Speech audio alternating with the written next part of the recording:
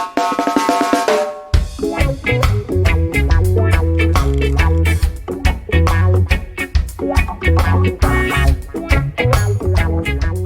everybody. We're having a special guest today, Doug, who's a specialist in the benefit space. Open enrollment is right around the corner for most organizations, and businesses are thinking about benefits more than ever today, probably because of the war for talent, the conversation of the great resignation.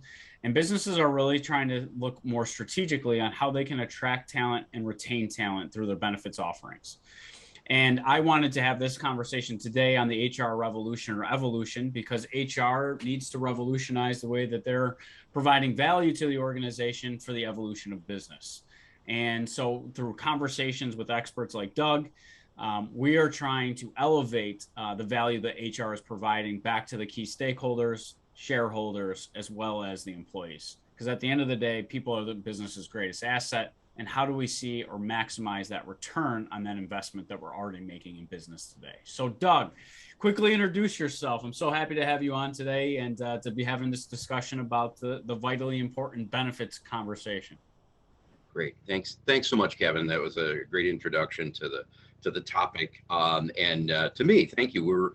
I've been doing HR work for 30 some years now. Most of my time I've spent in benefits and total rewards, although I've had other roles and generalist roles along the way, but the majority of my time I've been spending in the employee benefits space. So I've had a lot of time to think about it. I've had a lot of time to contemplate what I think I would have done differently, as we all kind of do, and reflect back on our experiences and what we've learned over time. And hopefully I've learned a few things.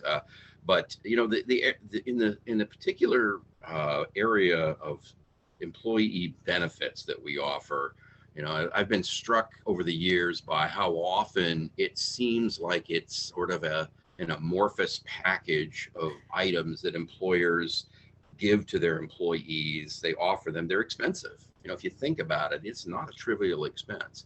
Mm-hmm. If you're spending, and many employers do, 33% of employee salaries on employee benefits, it's an expensive proposition. Yet it seems like year over year, many employers have this package of employee benefits. It changes a little bit here or there. It might get modified a little bit. A new offering might get thrown in, little changes sometimes here and there. But what it seems like, at least to me, in many instances, is the employers have left out a critical component of that, and that's really talking to their employees and asking, what do you need? What do you want? And I think there's a number of reasons for that, and it's not as though it's intentional in many ways. It's just that there's a lot of time spent on other areas, and sometimes this gets lost in the mix, if you will. Yeah. I know COVID put it through a wrench in being able to just walk around and talk to employees and kind of that informal engagement. But even in the area of just, keeping that rapport going with employees and asking, how's this working for you? What would you do to improve it? In addition to just talking, kind of casually, thinking about the surveys, employee surveys of what do you need and how's this working for you or not? What do you think we could improve? And I think a survey is a valuable tool because you can also frame the conversation of rather just in an open-ended statement of, okay, employee benefits, what do you want? Mm-hmm. That would trigger a conversation of, well, I'd, really like, free medical and free dental and, free life insurance and, yeah. And some things that may not quite be realistic, right? Mm-hmm. Because assuming you have a limited budget or a finite budget in the employee benefits area, there's got to be some constraints, right? Yeah. So a survey is a great tool. And by doing an employee survey, you can get some very valuable feedback. And it can be framed in such a way that you're asking for prioritization, right? For hierarchical answers of what would be most important to you. Things like if you had a hypothetical $1, how would you divide that up to be spent on our benefit, on our employer benefit plans? I love that.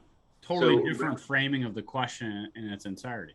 Exactly. And so rather than just moving around just a little bit here and there, or just throwing out some voluntary benefits for employees, this would really change the conversation to say, and frankly, you could be surprised what you Mhm. see. One example, I did an employee survey, and this is quite a few years ago, did one where got a lot of valuable feedback and some surprising feedback, because things that I thought, well, this is an absolute cornerstone piece, were not as valued as much. In addition, it was a great employee relations exercise because I received a specific feedback item from one employee that said, well, I know you may not be able to do all of this or even a great portion of it, but I really appreciate you asking. Mhm. It means a lot that you Mhm. took the time to ask. And that Mhm. that that I still remember that from years ago, that was a valuable feedback piece to hear, because the employee said, you listen, you're listening to us, you're Yeah. trying to listen anyway. Exactly. And I think sometimes HR practitioners and professionals, talent acquisition specialists, I mean, I group all of them into a very similar category. Anybody that touches an employee throughout that life cycle, right? Whether they're hiring them, whether they're retaining them, they all kind of play, they have different objectives to achieve the same success, right? And I think the benefits conversation, to your point, has kind of just been something that a lot of organizations have not explored, right? And surveying your employee population, we might have the perception that pet insurance, right? Pet insurance was so popular for a very long time. And it's like, oh, our neighbor over there is now offering pet insurance. That must be why all the employees are so satisfied with their benefits offering. Now, if organizations really looked numerically and really saw, they would probably see that a majority of their working population is maybe in the higher echelon. They don't have pets. They're not interested in pets. They don't have kids anymore. And I always talked about like the individualized, because we talk about the multi-generational workforce and think people want different things at different stages in their life. And organizations that are more in tune with their employee population today and future employee population by kind of focusing on that socioeconomic climate on the younger generations, they can then start to craft, design, package benefit offerings that are more pertinent to those individuals within that given stage in their life. Doug, have you been or worked with any organizations that have focused on that multi-generational approach to their benefits? And what best ways of communication have you found in your work outside of surveys to really understand how satisfied employees are with the benefits packages? That's a great question, and it's a challenge because sometimes in the employee benefits area, sometimes the tax code gets in our way of being able to have much more flexibility that would be truly a big a big plus Mm-hmm. to help with that stratification, if you will, based on employee needs. There's some discrimination rules that get in the way sometimes as well. And when I may say get in the way, they're designed to protect Yes. things for equality and equity, and I get that. But it does create a hindrance in the general area of flexibility, right? Mm-hmm. But I think that the organizations that I've seen that are really in tune with trying to work this out are focused on a couple of concepts, and it's just not a peanut butter approach where they're Mm-hmm. trying to spread benefits out evenly and kind of water it down a little bit to help them out, but they're trying to focus on offering programs and the structure and the design and the strategy of them that are very focused as well on fairness. Okay, Okay. they're trying to be as fair as possible to all the interest groups in the area of employee benefits, right? Mm-hmm. So that you're not putting all the emphasis on one benefit that may have lesser value to a specific group of individuals or a generational segment, if you will. They're trying to be focused on fairness wherever possible. I think that they're also looking strategically at how employee benefits fit into the total equation, right? If you step back and look at employee benefits, really they are nothing more than income protection and income replacement tools, right? We sometimes get tied up in thinking about these benefits as sort of these things, these monolithic things that do insure areas for us, and they do that. But really, at the end of the day, they're either replacing income or protecting income. That's what they do. But the companies that look at these strategically and say, how does that fit into our culture, into our business strategy? How does it tie into what we're trying to do for employees? Mm-hmm. And approach that in a very thoughtful manner, they're going to be, I think, the most successful and going to get the most return on the dollar spent in the benefits area. I love that, and I agree, because I think a lot of it too is being more strategic with the tools that you have, and I think in you being in total compensation, right, in total rewards and benefits, I have been almost shocked by the lack of creativity by organizations today. Most, I think, are looking for that Staples easy button with this monetary sign-on bonus, right? If we're only bringing people in for a monetary benefit, how is that setting up that organization for future success, Doug? I just don't see it. I don't, if we're not connecting with our employees on a greater scale where they're feeling something, like they feel like they are a part of the organization, not outside of just being money driven. What other like strategic ways are you starting to see, or are you advising businesses on how to approach their benefits offerings? Are there new benefits on the market that you're starting to see people bring in? I talk about Peanut Butter, which is a student loan reimbursement program, which is a great tool, because the younger generation really doesn't care about insurance much. They care about paying off their student loans and affording the American dream. What are you seeing? What strategic ways are organizations using benefits, and what new benefits are you advising your client base on to look at and evaluate that might bring a greater impact? Yeah, I think that's again, a great question, because I think there are benefit plans out there that are being offered, and some employers are offering them. I think over the recent past, there's been a trend where a lot of employers have said, we're going to offer a suite of voluntary benefits, right? Employees will pay for these, but they give them some flexibility and some choice. And so they're offering these suites of voluntary benefits. I'm not sure there's as much appeal in those as some might initially think. You know, you look at some of those benefits, sure, they can have great returns and do great things for people. But I'm not sure the value is perceived by employees when they look at those.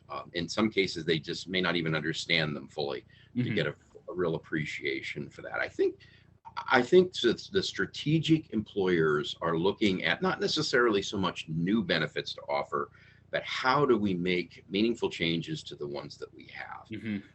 You know, I'll just use one example is in the retirement space. You know, it used to be, right, employees received a pension and they got pension benefits that they could not outlive, that were going to give them a lifetime income in retirement in an annuity style.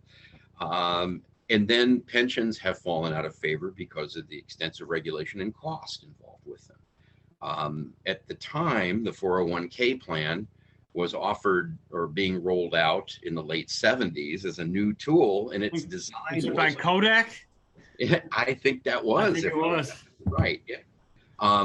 But the 401k, it was designed initially, its concept was to be an add-on to retirement. It was to be the vehicle that would fund your vacations or fund your home renovations or things of that nature, while your pension was the bedrock of the retirement. Now that's different. Now the 401k is the basis of most retirement plans. And so I think a lot of employers have to look at that very carefully and say, is this going to create, and what can we do to help make this be a vehicle that can support employees in retirement successfully, give them the ability to effectively retire. And maybe what they're doing is not going to be enough. You mentioned the concept of the student loan reimbursement. You know, there's a great example of, or the student, you know, or the tuition type of benefits where you can, you know, based on some revenue ruling recently, and you and I have talked about that briefly, where you can do a trade-off for employee match to be used for student debt payments. And that's a good example where that's a creative solution to use to actually leverage both benefits with each other that can meet needs that of differing employees. The Yeah. younger, perhaps the younger employee who or new start on the career who has high student debt can take that trade-off. Hmm. Those who aren't interested could keep the match in the 401k. So those are the creative types of solutions that I see Hmm. that are both coming into play and very much needed as Oh well. yeah. And the community, you talk about the communication, right? And I think a lot of organizations, they might have a very robust benefits platform or program, but you talk about employees do not understand due to the complexity. And that is like what I've experienced, right? A lot of employers will show you, hey, here's our benefits offering. This is what it is. It's like looking at an eye chart for me. I'm like, well, I don't even know how to read this, right? And I'm not educated. Where have you seen organizations that are better at communicating the benefits that they do offer and a more positive relationship where the employee feels like the employer cares more about their well-being and really, like you said, is my employer preparing me for retirement properly? Right. And I would be willing to say, then would you probably, if organizations are improving their communication of those benefits, that the employees then start electing in different benefits than they were before because they're more educated. Is that something that you're seeing? Yes, I think so. In, I think that providers have gotten better at their communications as well, but there's still a lot of value added that employers can make to the communications that they give to employees. My opinion, my belief is if an employee does not fully understand a benefit, they're going to perceive less value or no value from it, right? If you don't understand it, how can you see the real true value in it? Yeah. Um, Employers that are engaged in this process are not just taking the communications materials that they get from the insurance provider or the third party administrator and passing that out, right? Mm-hmm. In some cases, you have to, there's regulatory requirements. Mm-hmm. They're spending a lot of time crafting that communication to make it understandable Mm-hmm. and meaningful to Mm-hmm. employee and digestible in a way such that an employee who's focused on their objectives and goals and performance and client needs aren't able or aren't required to spend an enormous amount of time understanding Yeah, and these. trying to dissect, and it almost makes me feel like sometimes I felt like employers and CEOs got excited when a smaller percentage of their employees elected in benefits, right? It was almost like a win, right? If it's an expense to the employer, they were almost like happy that 50% of their employees were only electing in their benefits, right? And now you and I having this discussion, the war for talent, we talk about the great resignation, they can no longer have that thought process. The benefits package, if I'm hearing you, Doug, is really there to support the employee throughout their life cycle within that employer. Absolutely, absolutely, and it's a critical component, right? I mean, you can see the potential for devastating loss financially for individuals who have a need that isn't met by their benefits package, or who have miscalculated or elected something that they really didn't understand and feel that and it's very little use to them. It can be devastating. So you're absolutely right, Kevin. I think that's a big plus that employers are beginning to recognize much more that this is can be a game changer. I know it's a trite term, but it can be a game changer in that equation to help retain and recruit and retain. So I love that. absolutely right. More Beautiful. so than just here's medical, here's dental, elect it if you want, and if you don't really understand it, that's okay. Here's a summary plan description. Go read that, and Mm-hmm. very few do, Mm-hmm. and it becomes a situation where. And I've always felt I feel terrible when I've had situations, and if Kevin, if I had a nickel for every time this happened to me, I could be a very where an employee during an enrollment period asks me the question or my staff the questions, what are you enrolled in? Yeah. Or what do you think is the best for me? Mm-hmm. Or I don't understand this, synthesize it, tell me in 30 words or less what this kind of thing means, which is a good question, and I don't Mm-hmm. mind doing that. But I think that's indicative of sometimes that employees don't feel they are engaged enough in the process or there's enough tools there for them. Oh yeah. So I think the investment in strong communications is paramount to help Yeah. people feel that value.